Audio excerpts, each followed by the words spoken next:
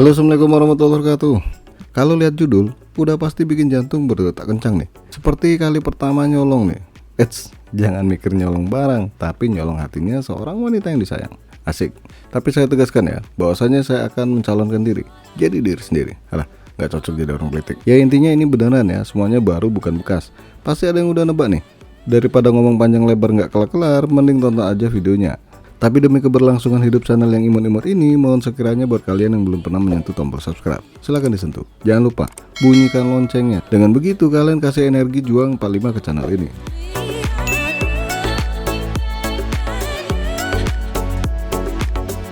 Yang mau cari barangnya silahkan cari sendiri. Ya enggak lah, saya kasih link lengkap di deskripsi. Monggo dipilih sesuai hati yang jernih. Masalah orangnya gimana, lagi-lagi saya hanya memberikan referensi ya. Ya kali aja cocok sama kalian sebagai pembeli. Oke, kita bahas secara singkat, padat, dan jelas part apa aja yang bakal kita rakit di video kali ini.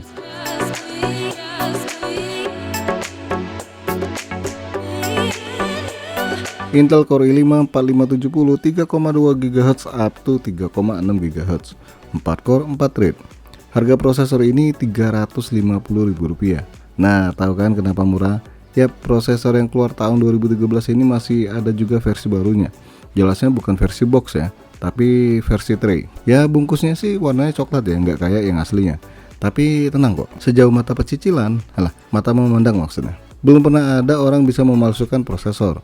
So ini beneran prosesor Core i5 4570. Prosesor ini punya VGA Intel HD 4600 yang dulu sih berasa gagah sekali. Kalau sekarang, nanti kita bahas.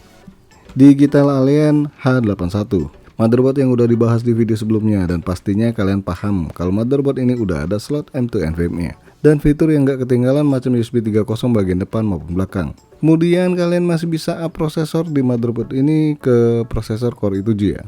RAM yang bisa dipasang maksimal 16GB, ya standar sih buat sekarang, dan barunya cuma Rp460.000. Samsung 8GB DDR3 PC 12800.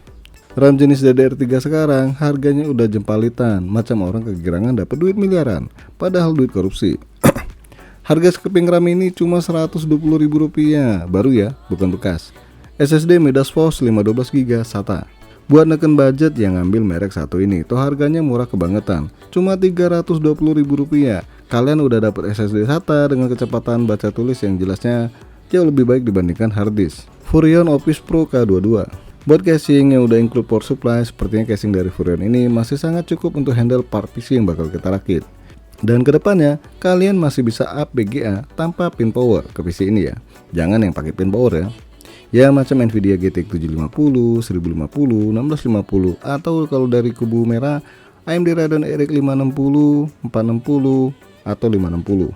Atau malah AMD Radeon RX 6400. Nah, casing ini sendiri harganya di bawah Rp300.000. Ukurannya mungil dan dapat power supply 500 watt. Ayo, apa nggak ketekan anunya? Budgetnya.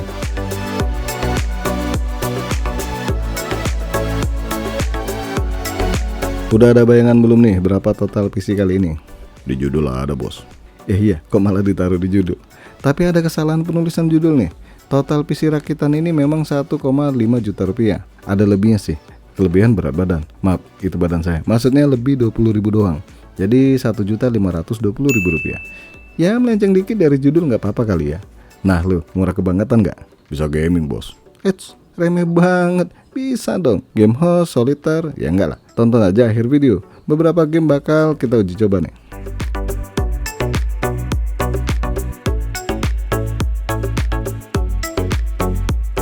Saatnya kita rakit PC yang serba murah ini. Oke, jangan lupa sebelum memasukkan prosesor, motherboardnya ditidurin. Ayo, mikirnya jangan kemana-mana nih.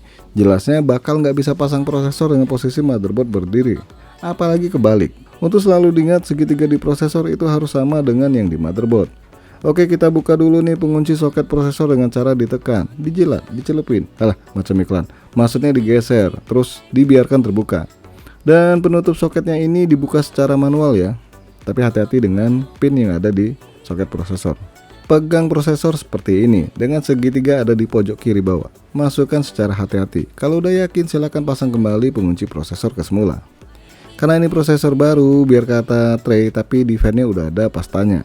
Jadi jangan dikasih pasta lagi ya, apalagi pasta gigi ya. Itu namanya gila. Pastikan juga pengunci cooler posisinya seperti di video. 4 pengunci semua posisinya sama ya. Kalau udah benar posisinya ya tinggal dimasukin terlebih dahulu ke lubangnya. Lanjut ditekan 4 penguncinya satu persatu sampai bunyi cetik. Ini coolernya kelihatan murah ya, buat nekennya susah banget nih, tapi alhamdulillah bisa kok. Lanjut pasang power kipas cooler ke 4 pin CPU. Jangan lupa nih, kita rapiin dikit kabel powernya nih. Kalau udah tinggal dipasin aja konektornya dengan pinnya. Terus masukkan. Dan langkah terakhir pemasangan RAM. Karena cuma satu RAM, lanjut kalian buka pengunci RAM baik kanan dan kiri. Dan tinggal cocokkan sama slot RAM-nya. Terus kalian tekan ujung RAM kanan dan kiri biar terkunci dengan baik dan benar.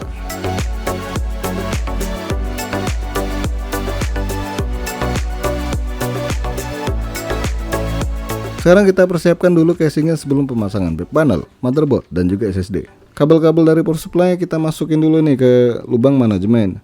Terus kalian keluarin kabel power 24 pin ke lubang manajemen, dan jangan lupa khusus kabel power 4 pin prosesor itu masukin terlebih dahulu ke lubang di belakang motherboard. Ya karena memang kabel manajemen casing ini bagus banget ya. Saking bagusnya kalian mesti pinter-pinter buat ngerapiin kabel di casing ini. Namanya juga casing murah. Sebelum memasukkan motherboard ke dalam casing, pasang back panel motherboard terlebih dahulu nih. Dan pastikan lubang input outputnya nggak mengganggu. Seperti lubang HDMI yang mesti ditekuk dulu nih ya. Oke, kalian masukkan back panel dan tekan semua sisi back panel nih. Baik kanan, kiri, atas, ataupun bawah. Dan lanjut kita pasang motherboardnya. Dan ini geser dulu ya kabel power 4 pinnya. Jangan lupa siapin 4 baut pengunci motherboard. Bentuknya kayak gini. Ada cincinnya. Jelasnya bukan cincin nikah ya.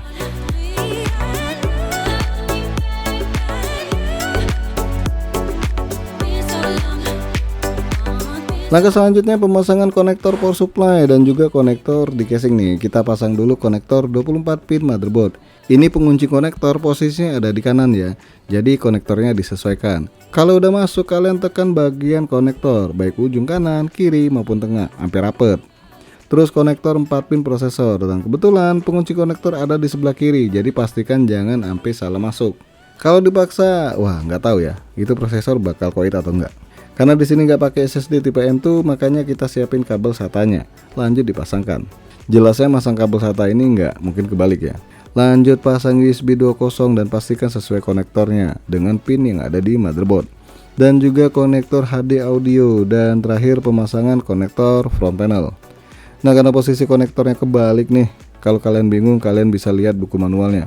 Jangan liatin tetangga ya, apalagi tetangga lagi gosip, harus di skip. Yang di video itu kan posisinya normal ya. Nah yang di motherboard ini jatuhnya seperti ini. Jadi bagian atasnya itu HDD LED tulisan di atas. Sebelah kiri HDD LED itu reset. Terus di bawah reset itu konektor power dan off. Dan sebelah power on off ini adalah power minus dan plus. Jadi posisinya kebalik semua nih. Ya kebalik.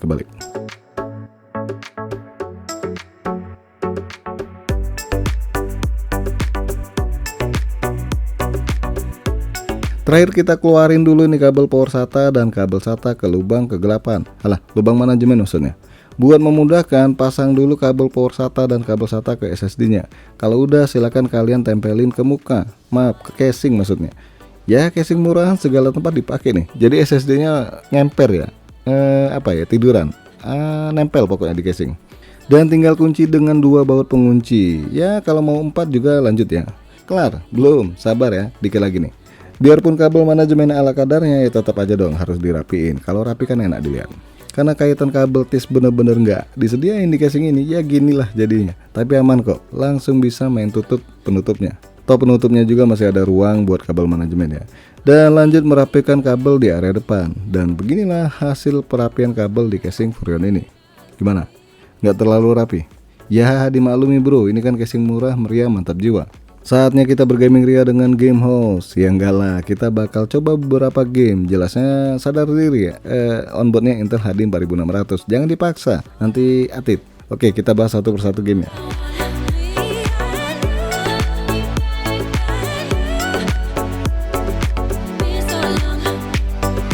PES 2017. Kalau lihat umur prosesor ini keluar, harusnya game PES yang sepadan sih PES 2014 ya. Tapi banyak yang bilang PES 2014 itu cacat. Dan PES 2017 termasuk salah satu game bola terbaik versi teman-teman saya. Di sini resolusinya nggak bisa dipaksa ya. Atau Intel HD 4600 VRAM-nya cuma 128 GB. MB. Gede banget 180 GB. Jadi mainnya di resolusi 720p settingan low. Hasilnya, widih, lancar jaya dengan kondisi PES yang udah diupdate. Walaupun updateannya entah kapan ini ya.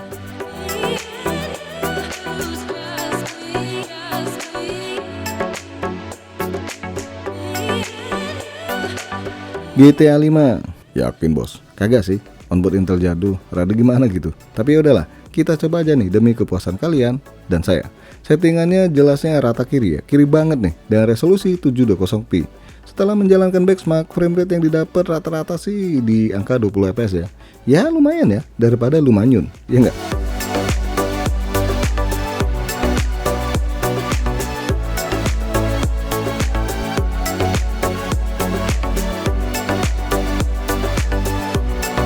Valorant, game yang katanya CPU bone ini harusnya bisa dong di prosesor i5 generasi keempat ini. Makanya saya kepedean, pede buat set resolusi di 1080p. Settingan lu tentunya. Dan setelah dimainkan, frame rate-nya masih di atas 30 fps nih. Wih, beneran James Bond.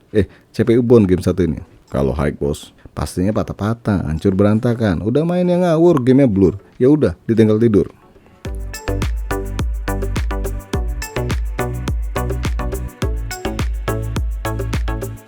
Genshin Impact, kita paksain lagi nih main game Genshin Impact di Intel HD 4600 resolusi 720p. Settingannya kiri banget dan ternyata frame rate-nya bisa tembus di atas 30 fps nih. Ya walaupun frame rate-nya suka jatuh di bawah 30 fps, tapi intinya masih bisa dimainkan ya, hitung-hitung belajar dulu di PC ini sebelum akhirnya punya duit untuk beli VGA. Ya nggak?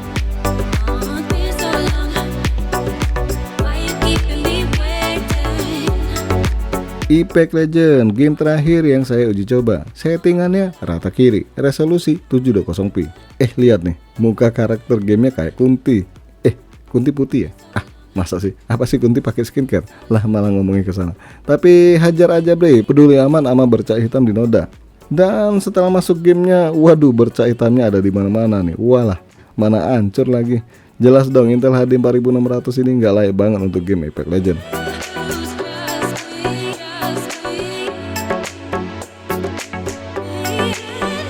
Nah gimana nih, puas belum lihat PC harga 1,5 juta barunya kena siksa? Kalau belum puas, cobain game berat lainnya nih, sampai PC-nya nyerah. Ya intinya ada harga ada rupa ya, masa ya harga segini kondisi baru bisa bergaming ria? Jelasnya hanya untuk penggunaan yang tergolong ringan-ringan aja nih. Cuma kedepannya seperti saya jelaskan di awal video ya, kalian bisa APGA buat menjadikan PC ini bergaming ria dengan hati yang ceria. Oke guys, sampai di sini aja dulu bahasan PC harga 1,5 juta rupiah ini. Jangan lupa untuk subscribe, like, dan share. Terima kasih udah mampir ke NK Channel.